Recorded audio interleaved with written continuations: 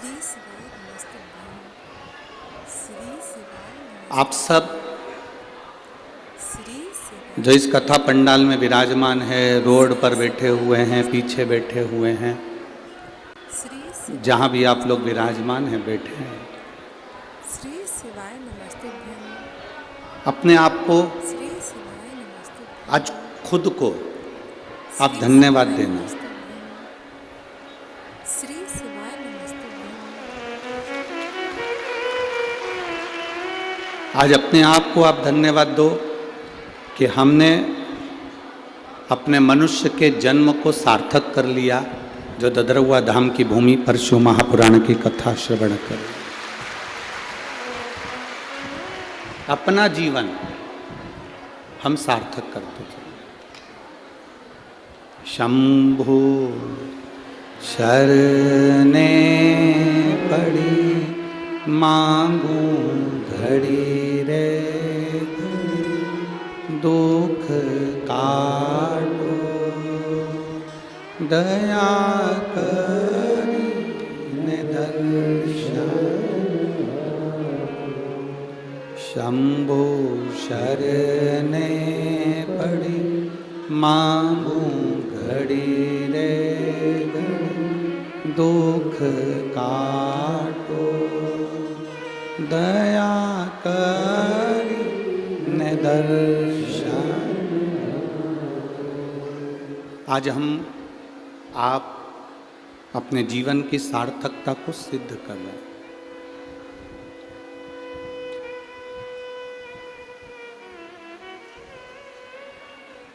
ऐसा कोई जन्म नहीं होता मनुष्य का जिस जन्म में मनुष्य के पति नहीं होता, पत्नी नहीं होती, बच्चे नहीं होते।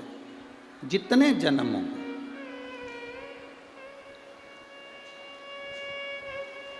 आप पशु भी बन गए तो भी आपकी पत्नी होगी, आपके बच्चे होंगे। पशु बनने के बाद भी आप भोजन करेंगे, पानी पिएंगे। श्री शिवाय नमस्तुभ्यं। आप श्वान बन गए, कुत्ता बन गए तो भी आपकी पत्नी होगी, श्री पति शिवाय होगा, नमस्तुभ्यं। बच्चे होंगे, भोजन करोगे, पानी पियोगे, घर श्री होगा, शिवाय सब कुछ नमस्तुभ्यं। होगा। चिड़िया बन गए, श्री शिवाय नमस्तुभ्यं। तोता बन गए तो भी आपकी पत्नी श्री होगी, शिवाय आपके बच्चे नमस्तुभ्यं। होंगे, आपका घर होगा, श्री शिवाय परिवार होगा। श्री शिवाय नमस्तुभ्यं। माथे का जुआ बन गए तो भी आपकी पत्नी होगी, आपके बच्चे होंगे, आपका श्री परिवार शिवाय होगा। नमस्तुभ्यं। खाओगे भी, श्री पियोगे शिवाय भी और नमस्तुभ्यं। रहोगे। श्री शिवाय नमस्तुभ्यं। संसार में श्री शिवाय नमस्तुभ्यं। 84 लाख श्री शिवाय नमस्तुभ्यं। योनि जो आखिरी की योनि है मनुष्य की, नमस्तुभ्यं। 83,99,999 योनियां काटने के बाद ये 84 लाखवें नंबर की जो योनि मिली है, ये मनुष्य की देह है। 83,99,999 योनि काटने के बाद ये योनि मिली है, ये मानव की देह मिली। जितनी योनियां 83,99,999 जितनी योनि हमको मिली, सारी योनि में हमारी पत्नी भी रही, हमारे बच्चे भी रहे, हमारा परिवार भी रहा, घर भी रहा, हमने खाया भी, पानी भी पिया, घूमे भी, फिरे भी, सब करा। पर 83,99,999 योनि में हमने खाया पिया, पत्नी बच्चे सब रहे, पर 83,99,999 योनि में हम भगवान का भजन नहीं कर पाए, शिव पुराण नहीं सुन पाए। ये केवल 84 लाख में नंबर की योनि में सुन पाए।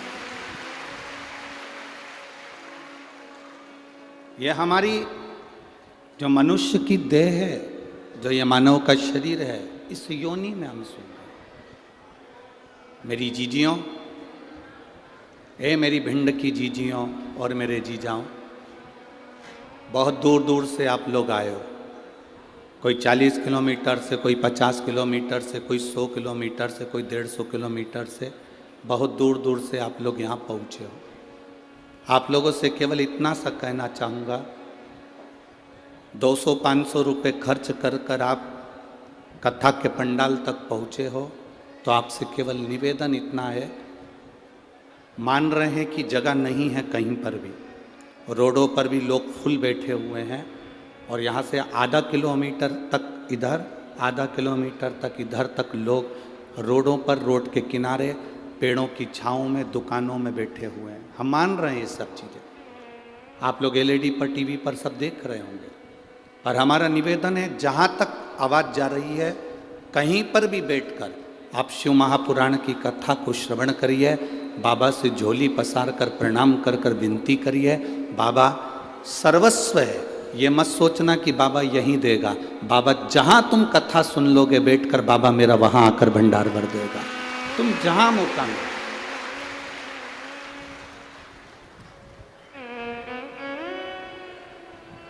तुम्हारा जहाँ मन करे वहाँ बैठकर कथा सुनो और अपने जीवन को, बहुत 50 किलोमीटर 100 किलोमीटर दूर से आए हो, 100-500 रुपये 200 रुपये डीजल पेट्रोल खर्च कर कर गाड़ी का किराया लगा कर आए हो। हम तो 2.5 घंटा, आधा घंटा तो आशीष भैया बोल लेते हैं, 2.5 घंटा हम कथा बाँचकर चले जाएंगे, पर हमारी तो विनती बाबा से इतनी सी है कि आप जो झोली लेकर आए हो, मेरा भोलेनाथ, मेरा ददरुआ सरकार आपकी झोली भर कर दे। दिल से सुनो, पड़ोसन अगर बोले भी तो उसको सिर पे पल्लू रखकर उसके पांव पढ़ लो कि तू 3 घंटे के बाद बोल लेना, 4 बजे के बाद खूब बोल, पर अभी मौन रहकर कथा का लाभ लीजिए। बड़ी मुश्किल से मिली है भिंड जिले को कथा, वो तो सरकार पूज्य गुरु जी का कोई हनुमान जी से प्रार्थना करी होगी, और हनुमान जी महाराज की कृपा से ये कथा ददरुआ धाम तक पहुंची है, तो ये कुछ बाबा की कृपा है। 2024, 2025, 2026, 2027 तक कथाओं की बुकिंग है, कथाएं लाइन से हैं, वो तो कोई खाली होती है तो किसी ना किसी को मिल जाती है, किसी ना किसी रूप में बाबा करा लेते। तो ये तो सरकार की कृपा, महाराज जी की अपने चंबल क्षेत्रवासियों के प्रति जो प्रेम है, वो प्रेम यहाँ झलक रहा है, जो ये कथा ददरुआ क्षेत्र में हो रही है, ये शिव कृपा।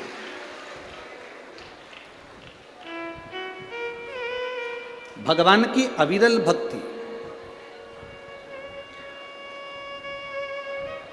भगवान शिव की अविरल भक्ति सहजता से नहीं मिलती।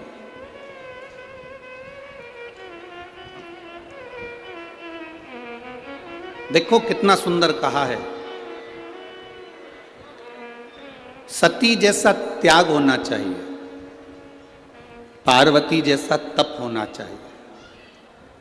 सती जैसा त्याग हो, पार्वती जैसा तप हो, और नंदी जैसी प्रतीक्षा हो, तब जाकर मेरा महादेव आपको प्राप्त हो पाता है।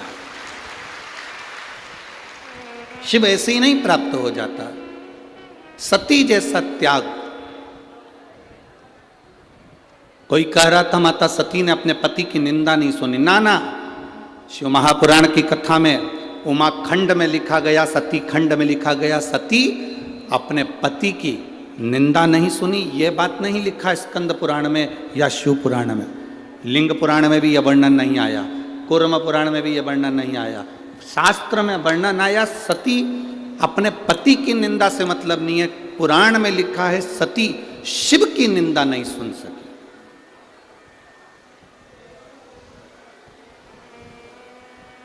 यहां पति शब्द नहीं लिखा। आपके पास में अगर गीता प्रेस गोरखपुर की शिव महापुराण की पोथी हो तो उसको पढ़ना, उसमें लिखा, ये नहीं लिखा कि सती अपने पति की निंदा नहीं सुन सकी, ये कहीं नहीं लिखा। उसमें लिखा कि सती शिव की निंदा नहीं सुन सकी। सती भगवान शंकर की निंदा नहीं सुन सकी। और आपसे भी निवेदन है, कहीं शंकर की निंदा हो रही हो, कहीं शंकर का अपमान हो रहा हो, कहीं शिव के लिए अपशब्द कहे जा रहे हो, कहीं शंकर भगवान के लिए आड़ा टेढ़ा बोला जा रहा हो, वहां से उठकर चल दो, वहां हमें नहीं बैठना। रामायण किस किस ने पढ़ी है और रामायण किस किस ने सुनी है और रामायण टीवी पर किस किस ने देखी है? हाथ उठाओ जरा। सबने देखी है, सबने सुनी है, सबने पढ़ी है। धन्यवाद आपको कि आपने रामायण का अध्ययन किया, पढ़ा, स्मरण किया। रामायण में एक लंका में प्रवेश श्री हनुमान जी महाराज करते हैं तो लंकनी से मिलन होता है।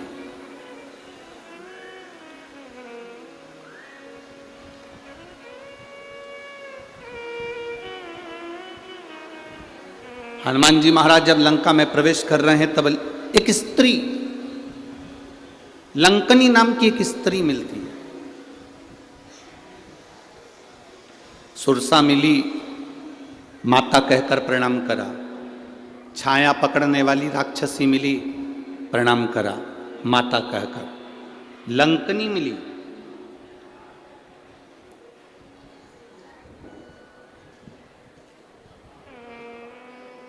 क्या हमारा शास्त्र, क्या हमारा वेद, क्या हमारा पुराण ये कहता है कि स्त्री को मारा जाए या स्त्री को हाथ मारा जाए या थप्पड़ मारा जाए या गाली दी जाए? किसी वेद में, किसी पुराण में, किसी शास्त्र में ऐसा वर्णन नहीं है।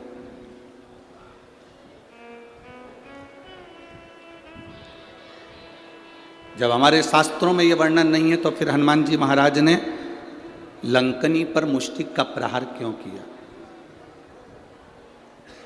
जरा विचार करना। बहुत गहन शिव महापुराण की यह शंकर सुमन शिव महापुराण की जो कथा मिली है, ये पूरे विश्व के लिए मिली है। इस पर गहन चिंतन करना चाहिए, गहन चिंतन करना चाहिए कि जब हमारे शास्त्र कहते हैं, जब हमारी पुराण कहती है, जब हमारे वेद कहते हैं कि स्त्री पर हाथ ना उठाया जाए, स्त्री को गाली ना दी जाए, स्त्री को अपशब्द ना किया जाए, स्त्री को ताना ना दिया जाए, फिर ये लंकनी पर मुष्टिक प्रहार करना।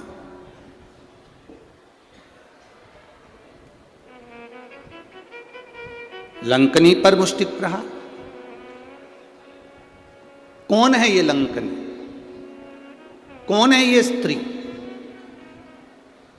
जो लंका के दरवाजे पर खड़ी है और इंतजार कर रही है श्री हनुमान जी महाराज का कि एक बानर आएगा, मुझे स्पर्श करेगा, मेरे ऊपर मुष्टिक का प्रहार करेगा और मेरे प्राण छूटेंगे? कौन है ये? शिव की निंदा ना करें, शंकर की निंदा ना सुने। शंकर की निंदा कहीं हो रही हो, शंकर की निंदा कहीं चल रही हो, कोई शंकर के लिए अपशब्द कह रहा हो, तो बड़े से बड़ा विद्वान भी अगर शंकर की निंदा कर रहा हो तो वहां मत बैठना। हम तो यहां तक कहेंगे, कोई विद्वान से विद्वान व्यक्ति भी अगर शंकर की निंदा कर रहा हो तो उस कथा को छोड़कर चले जाना, अपने को नहीं सुनना, शंकर की निंदा ही नहीं सुनना। कोई शिव की निंदा करता मिल जाए तो बिल्कुल मत सुनो, वहां से उठकर चले जाओ। लंकनी कौन थी? ब्रह्मलोक के प्रथम दरवाजे की द्वारपाल थी ये लंकनी। ब्रह्मलोक के प्रथम दरवाजे की द्वारपाल। ब्रह्मलोक में कितने दरवाजे हैं? 7। और ब्रह्मलोक के 7 दरवाजे में से प्रथम दरवाजे की द्वारपाल है लंकनी। इतनी सुंदर स्त्री, इतनी सुंदर, इतनी सुंदर कि देवलोक की अप्सराएं भी उसके आगे फीकी थी, उस लंकनी के आगे। इतनी सुंदर थी वो, दरवाजे पर द्वारपाली करती थी। जब माता ब्रह्माणी, ब्रह्मा जी की धर्म पत्नी कहीं जाती थी तो लंकनी उनका द्वार खोलती थी, क्योंकि 1 नंबर का दरवाजा माता ब्रह्मणी के आगमन और जाने के लिए था। ब्रह्मवैवर्त पुराण का ये चरित्र जीवन को सुख देने वाला। दरवाजा खोल देती है लंकनी। बड़ी सुंदर थी ये ब्रह्मलोक के पहले नंबर के दरवाजे की द्वारपाल, अप्सरा थी, बड़ी सुंदर। दरवाजा खोलती है, ब्रह्माणी निकल जाती है, दरवाजा बंद कर देती है, फिर आ जाती है। इसका काम था।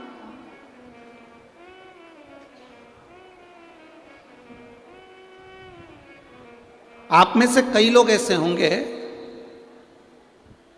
जिनको ददरुआ धाम आते हों और हनुमान जी के दर्शन करने जाते होंगे, तो कई लोग ऐसे होंगे जो पहली बार आते होंगे, उनको दरवाज़ा नहीं मालूम होगा। कल हम पुजारी जी से कह रहे थे और वो पवन जी थे, उन दोनों से कह रहे थे कि महाराज जी ने ये काम सबसे अच्छा करा कि ददरुआ धाम के इस मंदिर प्रांगण के बहुत सारे दरवाजे हैं।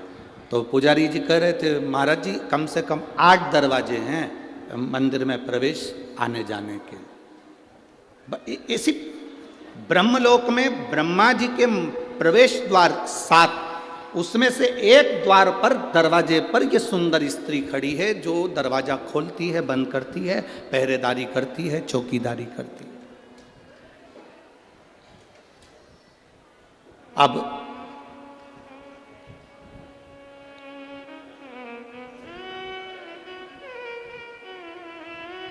एक बार इंद्र एक दरवाजे से ब्रह्मा जी के पास जा रहे थे, भगवान नारायण ब्रह्मा जी के पास दूसरे दरवाजे से जा रहे थे, गरुण वरुण सारे देवता एक एक दरवाजे से जा रहे थे।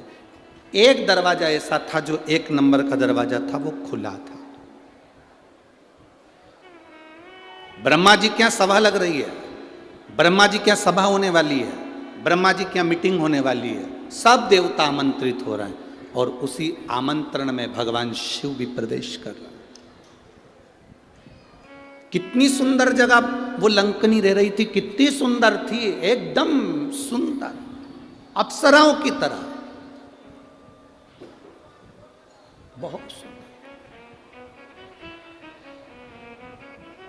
दरवाजा खुला था, अगर दरवाजा बंद होता, उसमें ताला डला रहता तो महादेव वहां से दूसरी जगह चले जाते, पर दरवाजा खुला था। अब जैसे ददरुआ धाम सरकार के दर्शन के लिए 8 दरवाजे हैं, हमने कल महाराज जी बताए तो हमको स्मरण में आया, पुजारी जी बोल रहे थे 8 दरवाजे। अब पहला दरवाजा, दूसरा दरवाजा, तीसरा दरवाजा, सब दरवाजे खुले हैं। जो दरवाजा इनको बंद करना होगा मत ताला लगा दे। ताला लगा दे तो कोई अंदर जाएगा क्या? जम के तो बोलो, जाएगा कोई अंदर? नहीं जाएगा। कोई वहाँ इंतजार करेगा कि दरवाजा खुलेगा तब मैं अंदर जाऊंगा? कोई नहीं इंतजार करेगा। ताला लगाए, कोई है नहीं, कोई नहीं आएगा, अपन दूसरे दरवाजे से चलो। पहले नंबर के दरवाजे पे पहुंच गए, दूसरे नंबर के दरवाजे पे पहुंच गए, तीसरे पे पहुंच गए। दर्शन करने के लिए जो दरवाजा खुला था उन दरवाजे पर अपन पहुंच गए। ब्रह्मा जी के यहाँ सारे दरवाजे फुल थे, 1 नंबर का दरवाजा खुला हुआ था। अगर ब्रह्मा जी को बंद करना था या ब्रह्माणी को बंद करना था तो इस दरवाजे में भी ताला लगा कर रखना था, तो शिव वहां नहीं जाते, उनको नहीं मालूम था। पहली बार ब्रह्मलोक में प्रवेश करे, प्रवेश करते से ब्रह्मलोक में जैसे ही ब्रह्मा जी के उस लोक में प्रवेश कर रहे थे, शिव जी ने देखा कि कौन सा दरवाजा खाली है, उस द्वार में से भगवान शंकर प्रवेश करने लगे। जैसे ही प्रवेश करा, प्रवेश करते से ही उस द्वारपालिनी ने शिव जी को रोका।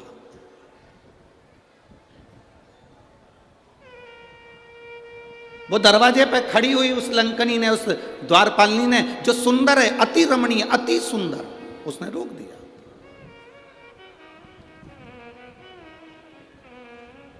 अब शिव ओघड़दानी इस दरवाजे से प्रवेश क्यों कर रहे हैं?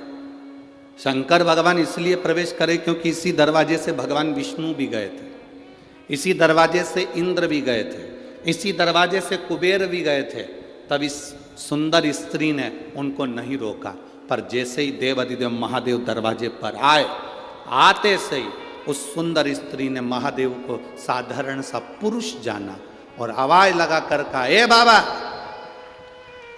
आवाज लगा कर कहा, ए बाबा। ये भस्म रमाकर, गले में सांप पटक कर, जटा बांध कर, त्रिपुंड लगाकर, रुद्राक्ष पहनकर कहां अंदर जा रहे हो? वो साधारण स्त्री शंकर भगवान को जानती थी कि ये शिव हैं। वो स्त्री जानती थी, अप्सरा जानती थी कि ये शंकर हैं, पर शिवजी सोने का मुकुट पहनकर नहीं आए थे, शिवजी अंबर पीतांबर पहनकर नहीं आए थे। शंकर भगवान एकदम सिंपल, एकदम साधारण, एकदम सहज आए थे।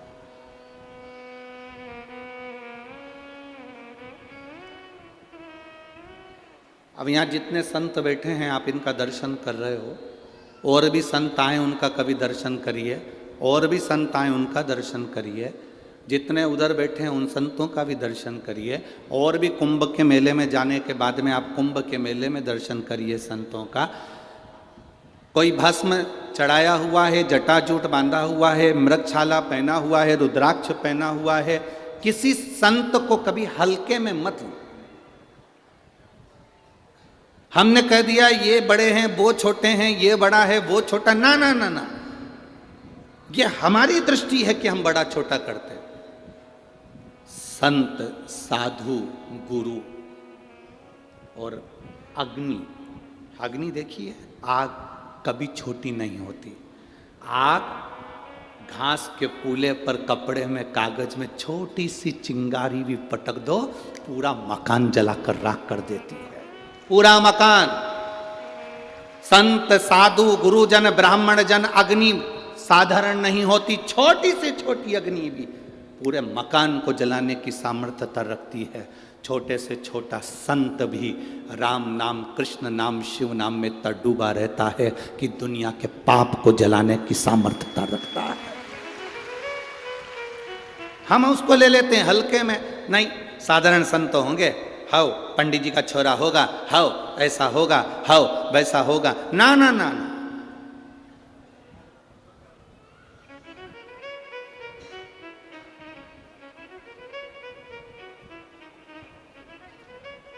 स्त्री को हल्के में ले लेना, पर उसके मांग के सिंदूर को हल्के में मत लेना। उसके मांग के सिंदूर में वो बल होता। महाराज, जब स्त्री हाथ में सिंदूरा लेती है ना, आपके इधर कैसे सिंदूर लगाते हैं हमको तो नहीं मालूम, पर सुहागन स्त्री जिसकी शादी हो गई, वो स्त्री जब अपने हाथ में सिंदूरा लेती है, स्त्री कभी भी सिंदूर जब लगाती है तो सिंदूर की डब्बी को कहीं रखकर नहीं लगाती, हमेशा याद रखती। जिस नारी सिंदूरे को नीचे रख दिया, या सिंदूरे को अलमारी पर रख दिया, या सिंदूरे को टेबल पर रख दिया और उसमें से लेके सिंदूर लगा रही है, तो वो नारी, हाँ एक जगह पर सिंदूरा रखा जा सकता है, जब आप सुहागल कर रहे हो, कोई पूजन कर रहे हो, तो आप देवी जी को, गणेश जी को जो सिंदूर चढ़ा रहे हो, वो चढ़ा हुआ जमीन पर भी रखा हुआ मांग में धर सकते हो। पर जब आप स्वयं 16 श्रृंगार कर रहे हो, उस जगह पर सिंदूरा जमीन पर नहीं रखा जाता। सिंदूरा जमीन पर रखा हो और नारी मांग का सिंदूर भरती हो तो पति को रोग ग्रसित करता ही है, पति रोगीला होता ही है, ये निश्चित है। उसका पति रोगीला जरूर होगा, ये निश्चित है, उसको रोग जरूर घेरेगा, ये पक्का है। स्त्री जब सिंदूरा में, यहां तक शास्त्र प्रमाण देता है कि एक दुल्हन पहली बार जब मांग भरती है और पति उसकी मांग भरता है, तो पति के भी हाथ में सिंदूरा पकड़ाया जाता है और पति अपने हाथ से उस मांग को भरता है। पति के हाथ में सिंदूरा पकड़ाया जाता है, वो सिंदूरा साधारण नहीं है।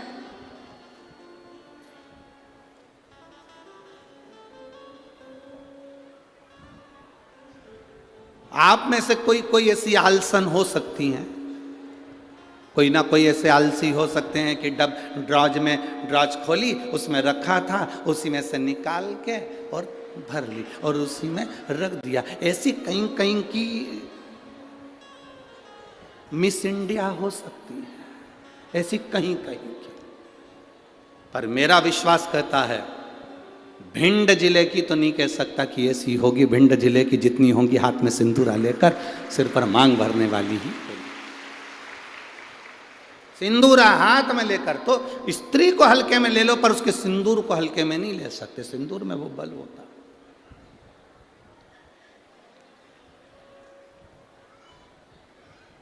एक कौन सा राक्षस है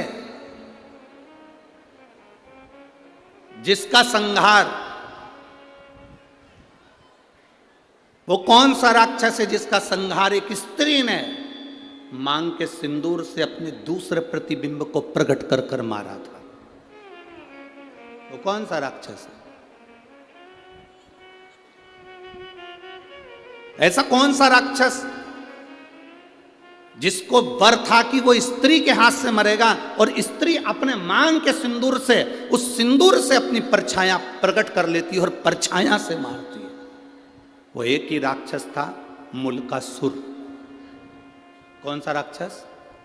मुल्कासुर। उसको माता जानकी जी ने मारा था, लंका में जाकर मारा था, लंका के दरवाजे पर। कौन था मुल्कासुर? कुंभकर्ण की पत्नी का पुत्र, कुंभकर्ण का बेटा। कुंभकर्ण की जो पत्नियां थी उसमें से एक करकटी थी जिसका पुत्र भीम था। उस भीम को शिवजी ने मारा था तो वो भीमा शंकर बन गया था। और कुंभकर्ण का एक बेटा था मुल्कासुर, जो जन्म लेने के बाद मूल में हुआ था तो उसको भिगवा दिया गया था, जिसको सीता जी ने मारा था, माता जानकी जी ने मारा था। मांग के सिंदूर में कितना बल होता है?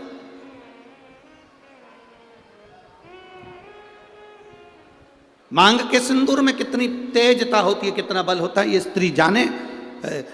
स्त्री आज के ज़माने में तो ऐसी पेंसिल आ जाती है, वह पेंसिल से ऐसी लाइन लाइन खींच लेती है और पेंसिल से लाइन खींचा और काम खत्म, बस।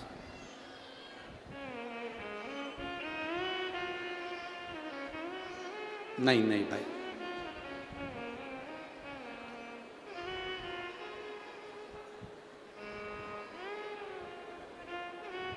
आप में से आप लोगों ने देखा कि नहीं देखा, बड़े बड़े घर के लोग भले मांग भरने में संकोच करें, सिंदूर लगाने में संकोच करें,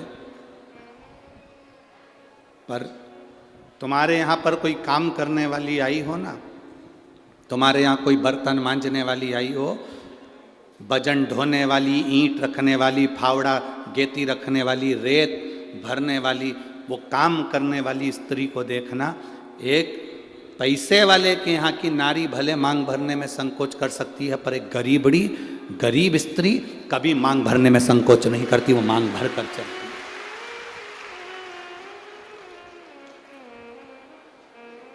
आपके यहाँ कोई बर्तन मांजने वाला आते हो, आपके यहाँ कोई झाड़ू लगाने वाली आती हो, आपके यहाँ कोई पोछा लगाने वाली आती हो, आपके यहाँ तगाड़ी ढोने वाली आती हो, वो स्त्री मांग में सिंदूर भर कर चलती है। बोलो री जीजियो, आप लोगों ने देखा है कि नहीं देखा? ईमानदारी से बोलना हो। कथा ऐसे नहीं चलती कि महाराज ने बोल दिया तुमने स्वीकार कर लिया, तुम तो दिल से बोलो कि तुमने देखा कि नहीं देखा। वजन ढोने वाली मांग में सिंदूर भर लेगी और मांग में सिंदूर भरकर वजन ढोलेगी। किसी उस स्त्री से पूछना कि मांग में तो सिंदूर भर लेती है, भले तू कैसी भी दिखे पर तेरी मांग खाली नहीं रहती है, उसका कारण क्या है? तो वो स्त्री कहती है कि मैं कितना भी बोझा ढोलूं, मेरा पति मेरे साथ में वजन ढोने में साथ रहता है। मांग के सिंदूर में वो बल होता है महाराज।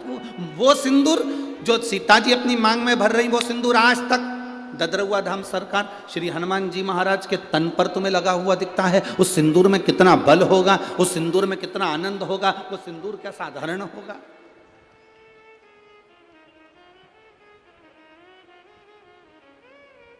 उसको पहचानो, उसको जानो।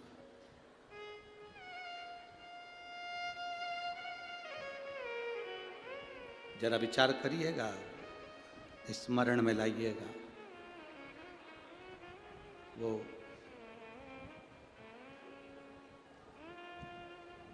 मांग का सिंदूर इतना प्रबल होता है, वो कहे ना, वो मुल्कासुर की वो कथा आती है, आप लोगों ने सुनी तो होगी, हमारे स्मरण में है कि आप लोग सुन के तो रखे होंगे, पर फिर भी आज शिव महापुराण में निकली है तो आप स्मरण करेंगे। कुंभकर्ण का बेटा मुल्कासुर मूल में पैदा हो गया। कुंभकर्ण को मालूम पड़ा मेरा बेटा मूल में पैदा हुआ है। कुंभकर्ण ने दासियों से कहा कर कह दिया इसको जंगल में फेंक दो। ले जाओ इसको और वन में डाल दो, ले जाओ इसको जंगल में फेंको। अब उस बच्चे को ले जाकर जंगल में फेंक दिया। मूल में हुआ था, जंगल में फेंका। जंगल में फेंका, एक मधुमक्खी ने उस बच्चे को देख लिया। मधुमक्खी ने जब बच्चे को देखा कि कोई बच्चा रो रहा है और बिलख रहा है, इसके घर के लोग उसको यहां पटक कर चले गए। मधुमक्खी ने अपने छत्ते को छेदित कर दिया। मधुमक्खी अपने छत्ते को बनाती है, कभी छत्ते को छेदित नहीं करती कि उसमें से शहद नीचे गिरे। कभी छेदित नहीं करती मधुमक्खी अपने छत्ते को, बनाती है छत्ता पर छेदित नहीं करती। छत्ता बनाएगी पर छेदित ना करेगी, छेदित ना करेगी।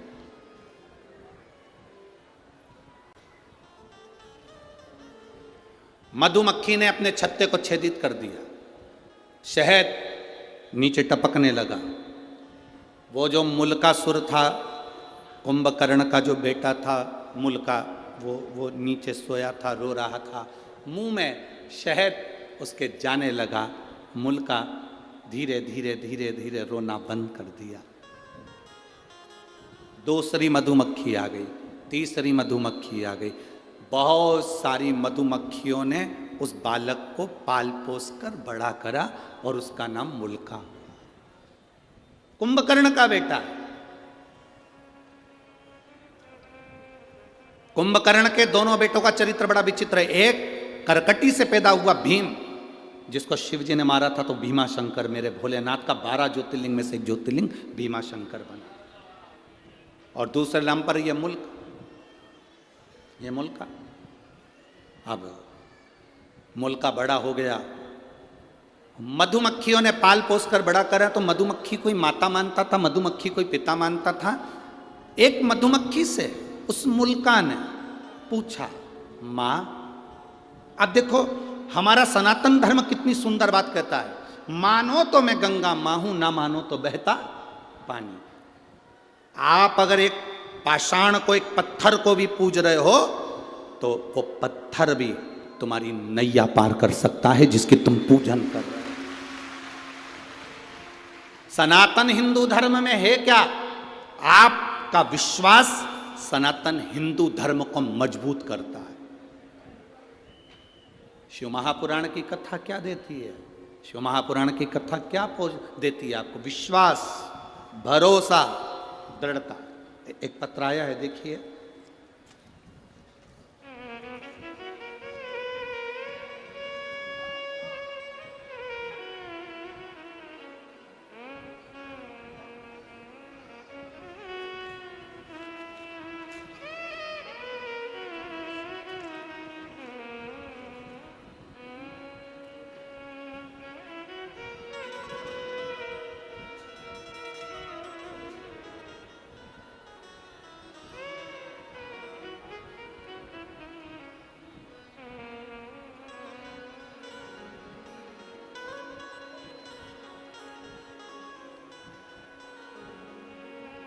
भरोसा देखिएगा।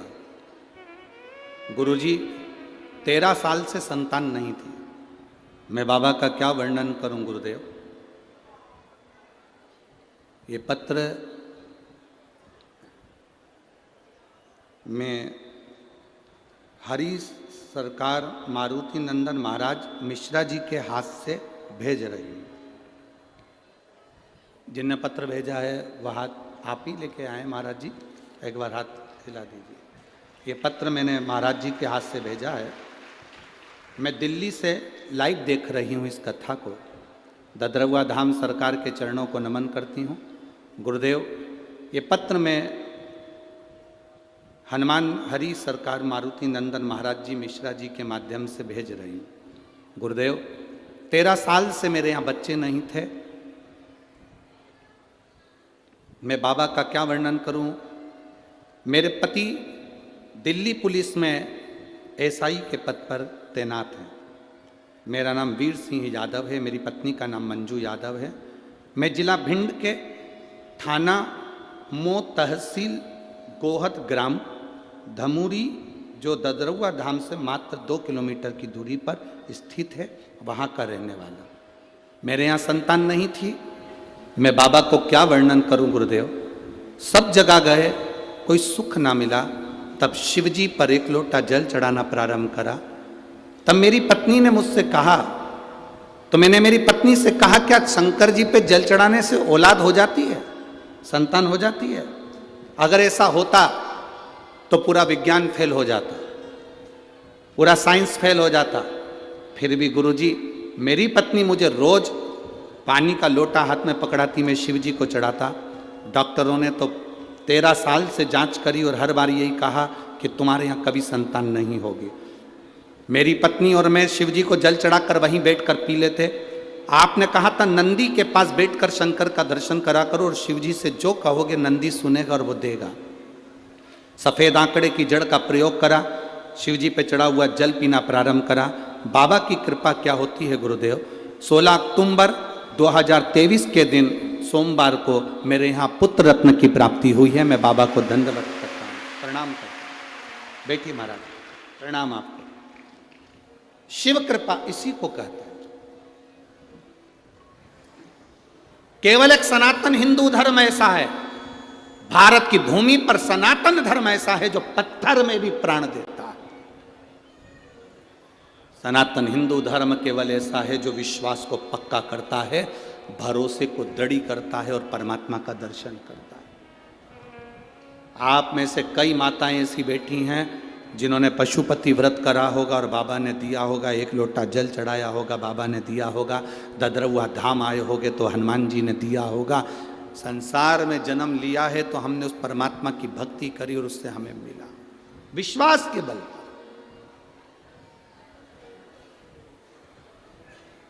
हम तो आपसे मिलते भी नहीं हैं। आप सरकार से पूछ लेना, या पुजारी जी हों, पवन भैया हों, या इस ददरुआ धाम के जितने सेवादार हों उनसे पूछना, सियोर वाला महाराज अपना कमरा छोड़कर बाहर तक नहीं निकलता।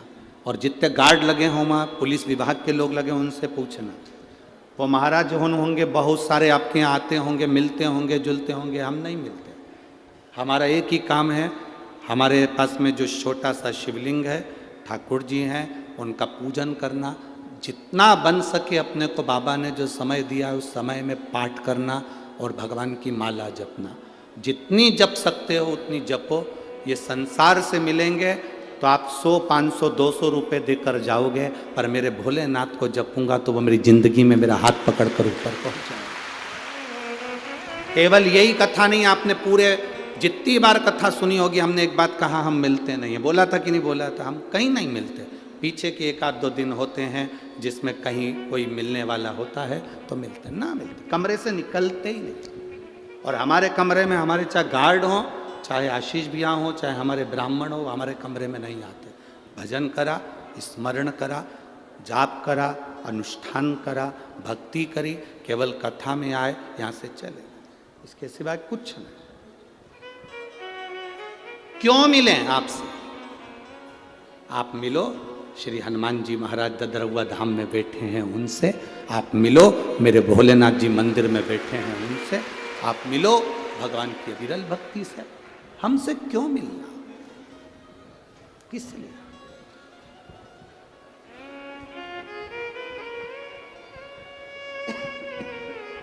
आप उसकी भक्ति करो, आप उसका भजन करो, आप उसका स्मरण करो। जितना जितना भजन का बल बढ़ेगा, जितना जितना भजन का बल बढ़ेगा, आपको कहीं जाने की जरूरत नहीं पड़ेगी। भोलेनाथ ढूंढता ढूंढता टार्च जलाकर तुम्हारे पास पहुंचेगा कि तू भजन कर रहा है। आपको नहीं जाना है कहीं पर, वो आएगा, शिव स्वयं।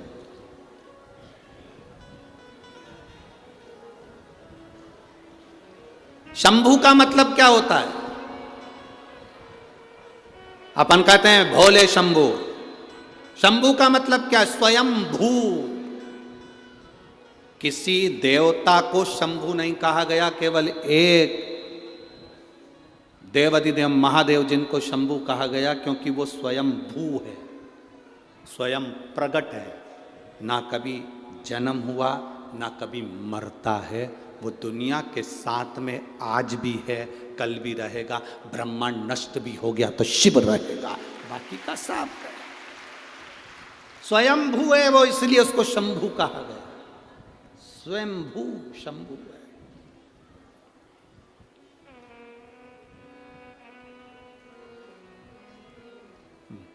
मुल्का को मधुमक्खी ने छेद कर कर, अब आपका विश्वास क्या कह रहा है? क्या एक मधुमक्खी मां बन सकती है?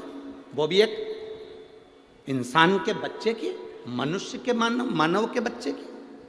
मधुमक्खी से मुल्का ने पूछा मां, मधुमक्खी से पूछ रहा है मां मैं किसका भजन करूं? और मधुमक्खियों इकट्ठी हो गई, इकट्ठी होकर झुंड बनाकर दौड़ी। दौड़ते दौड़ते मधुमक्खी एक वृक्ष पर चढ़ गई। वो वृक्ष था बट का वृक्ष। जिस बट के वृक्ष को मुल्का ने देखा तो बट वृक्ष को याद किया मुल्का ने। ये बट वृक्ष ब्रह्मा जी के कटे हुए शीश से प्रकट हुआ है, इसलिए मेरी माँ कह रही है कि इस ब्रह्मा का तू तप कर। मुल्का ने ब्रह्मा जी का तप करना प्रारंभ करा। इतना घोर तप मुल्का ने करा, बट वृक्ष के नीचे बैठ जो तप करना प्रारंभ करा तो ब्रह्मा जी प्रकट हो गए, ब्रह्मदेव सामने। और ब्रह्मा जी प्रकट होकर बोले बोल मुल्का तुझे क्या चाहिए? मुल्का ने कहा मैं मरूं ना, मुझे अमर कर दो, मेरे प्राण ना छूटे, मुझे अमर करा जा। भगवान ने कहा ये तो कभी नहीं हो सकता मुल्का कि तू अमर होगा। अगर मैं अमर नहीं हो सकता तो फिर क्या मांगू? इतने में मुल्का ने कह दिया बस अगर मैं अमर नहीं हो सकता, मेरे को मरना ही पड़ेगा, तो मुझे वर दो कि मुझे स्त्री मारे। और मुल्का ने कहा कोई नारी में इतना बल नहीं होता जो मुझे मार दे, मैं कुंभकर्ण का बेटा हूं, कुंभकर्ण की जैसा हूं, अगर मारे तो मुझे स्त्री मारे। ब्रह्मा जी ने तथास्तु कह दिया। मुल्का चले गया, उसने तुरंत वहां से गया और मधुमक्खी से पूछा मां मैं किसका पुत्र हूं? मधुमक्खी ले जाकर उसे लंका की ओर दिखा देती है मार्ग। मुल्का को मालूम पड़ा कि मैं कुंभकर्ण का बेटा हूं और मेरे पिता को राम ने मारा था, पर मेरे पिता का साथ विभीषण ने दिया था। मेरा चाचा, मेरे परिवार का व्यक्ति जिसने मेरे पिता को मारने में साथ दिया, मेरे ताऊ को मारने में साथ दिया, मैं विभीषण को नहीं छोड़ूंगा। और मुल्का लंका में प्रवेश करने लगा। लंका का गेट बंद करा गया, दरवाजा बंद करा गया। विभीषण को मालूम पड़ा कि मुल्का मेरे ऊपर आक्रमण कर रहा है, कुंभकर्ण का बेटा मेरे ऊपर आक्रमण कर रहा है। विभीषण रातों रात भागकर अयोध्या में आ गए। विभीषण रातों रात भागकर अयोध्या में आए। अयोध्या नरेश, भगवान राम ने पूछा क्या बात है विभीषण, इतनी रात्रि को तुम यहां कहां पहुंच गए, कैसे आना हुआ? प्रभु बहुत जल्दी में आया हूं, कुंभकर्ण का बेटा मुझे मारना चाहता है, लंका में प्रवेश करना चाहता है और कह रहा था पहले विभीषण को मारूंगा क्योंकि उसने मेरे पिता को मरवाने में साथ दिया, फिर राम लक्ष्मण को मारूंगा, हनुमान को मारूंगा। राम जी को क्रोध आया और राम जी ने लक्ष्मण, हनुमान, भरत, शत्रुघ्न की सेना सैनिकों के साथ भेज दी लंका के लिए। सेना लंका की ओर चली।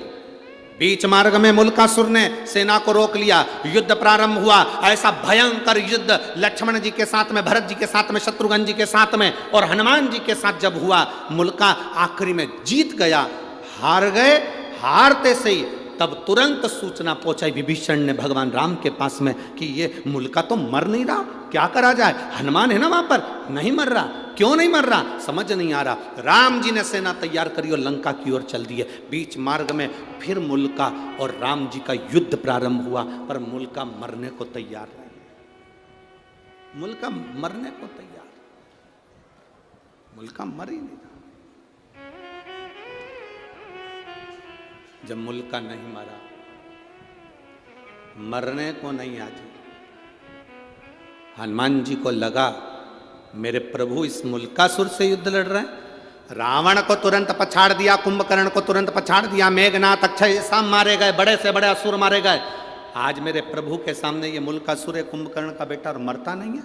राम जी ने तुरंत वहां से छलांग लगाई और अपनी माता अंजना के पास पहुंच गए।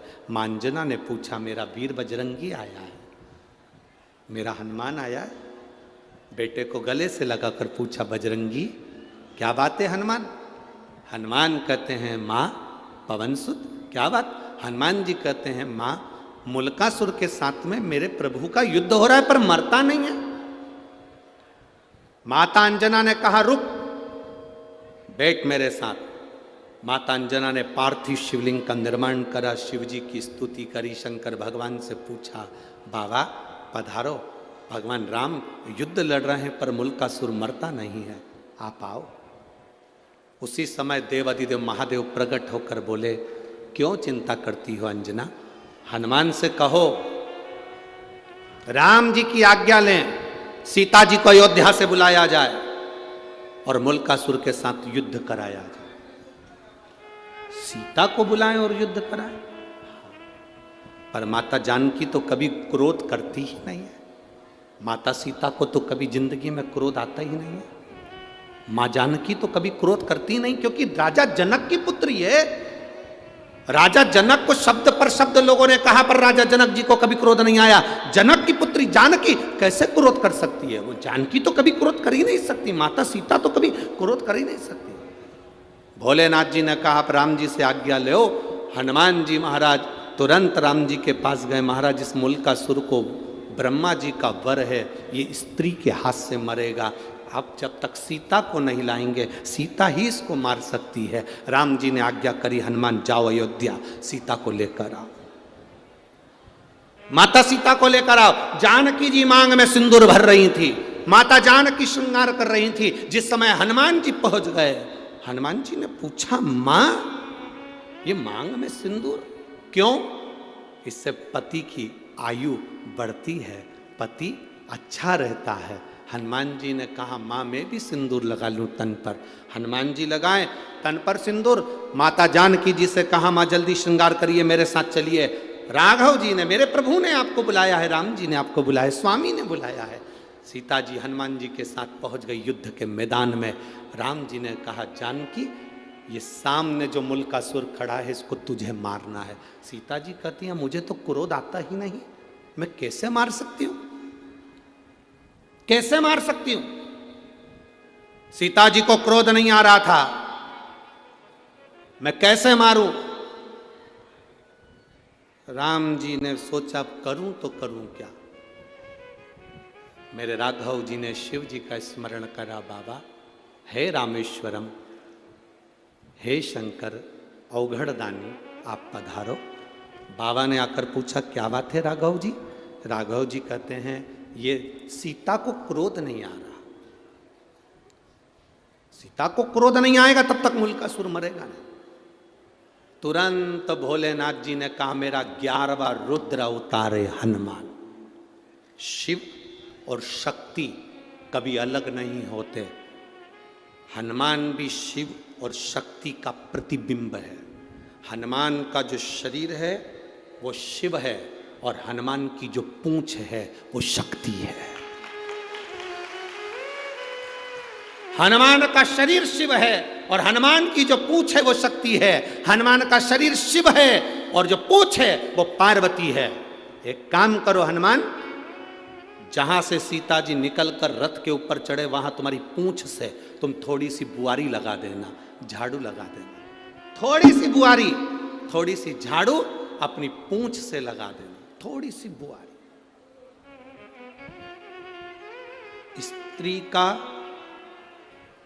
स्त्री का पल्लू, थोड़ा ध्यान देना, बहुत अच्छी विषय है। वो तो ये शंकर सुमन शिव महापुराण की कथा चल रही है तो ये प्रसंग निकले हैं, नहीं तो ये प्रसंग शिव पुराण में हम कभी ना सुनाते। स्त्री का पल्लू,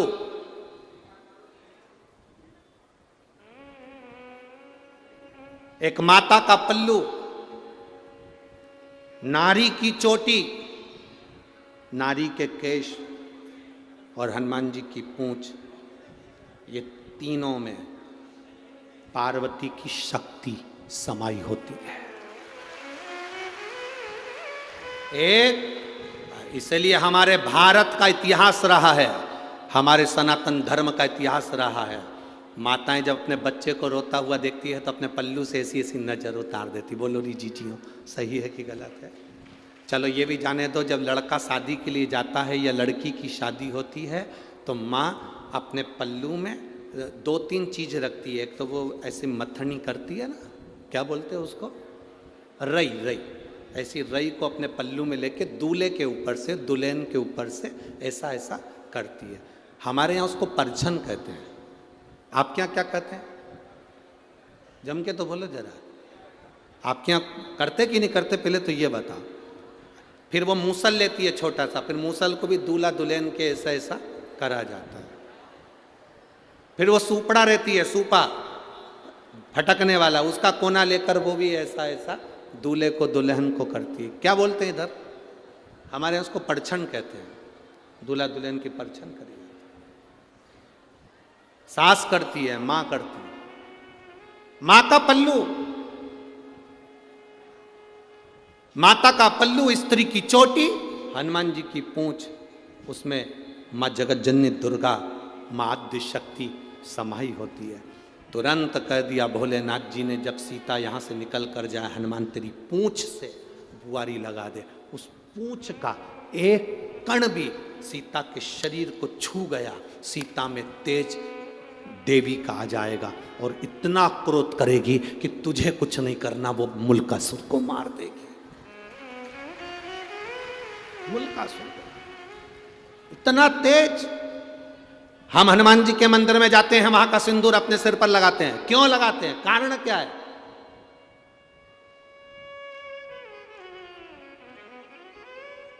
हम हनुमान जी के मंदिर में जाकर उनका सिंदूर लेकर अपने सिर पर लगा रहे हैं। हनुमान जी के सिर पे से सिंदूर नहीं लेते हैं। लेते हैं? अरे बोलो तो जम के। हनुमान जी के कान के पास से सिंदूर नहीं लेते हैं। हनुमान जी की छाती पर से सिंदूर नहीं लेते, हनुमान जी के हाथ के पास से सिंदूर नहीं लेते, हनुमान जी के चरणों से सिंदूर लेते हैं, क्योंकि पूंछ नीचे रहती है, उसका चरण मात्र में भी अगर कोई अंश आया होगा तो हमारा कल्याण हो गया।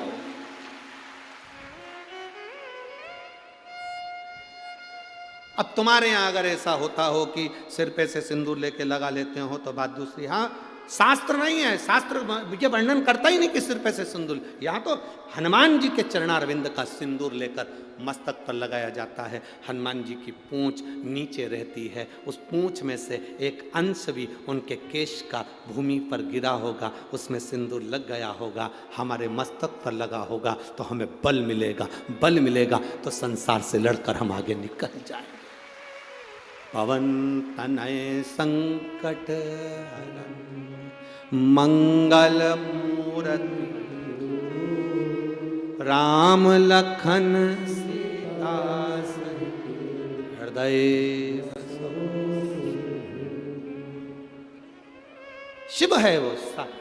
शंकर भगवान ने कहा हनुमान सीता जी, सीता माता जानकी चली, चलते ही हनुमान जी ने बुहारी काढ़ी, बुहारी काढ़ते से माँ जानकी ने देखा सामने मुल्कासुर को। सीता जी ने अपने मांग के सिंदूर का स्पर्श कर कर अपनी छाया प्रकट कर दी। जानकी नहीं, सीता की छाया प्रकट हो गई और सीता माता की छाया ने ऐसा विकराल रूप धारण करा कि मुल्कासुर को 5 बाण में त्रस्त कर कर उसको पछाड़ दिया। अंत में मुल्कासुर मर गया। मुल्कासुर मर गया।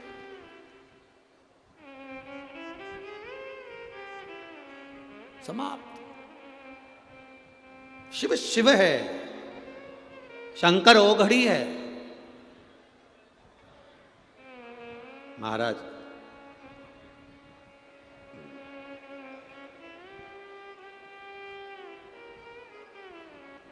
लोग कहते हैं भगवान शंकर का नाम किस टाइम लेना चाहिए, भगवान शंकर का भजन किस टाइम करना चाहिए। हम कहते हैं शिव के भजन का कोई टाइम नहीं है, शंकर का भजन 8 याम करना चाहिए।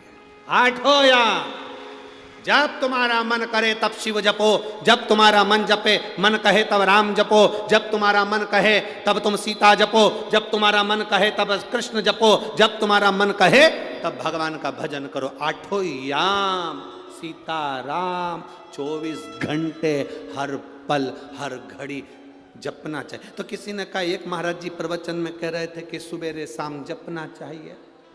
हमने कहा महाराज जी से पूछो, दोपहर में तो नहीं मरेंगे? उनसे पूछो जो तुमसे कहते हैं कि केवल सुबेरे शाम भगवान का भजन करना चाहिए, उनसे पूछा जाए क्या दोपहर में नहीं मरोगे कि रात को नहीं मरोगे? जब तुम्हारी श्वास चल रही है, 21,600 श्वास इस शरीर में से जो निकल रही है, 3.5 करोड़ रोम छिद्र इस शरीर के जो आनंद दे रहे हैं, हर घड़ी हर पल हर क्षण जपो। शास्त्र तो श्री शिवाय नमस्तुभ्यम मित्रों। तो ये 4 दिवसीय शिव महापुराण कथा है जो दंद्रुआ धाम मध्य प्रदेश भिंड में हुई है।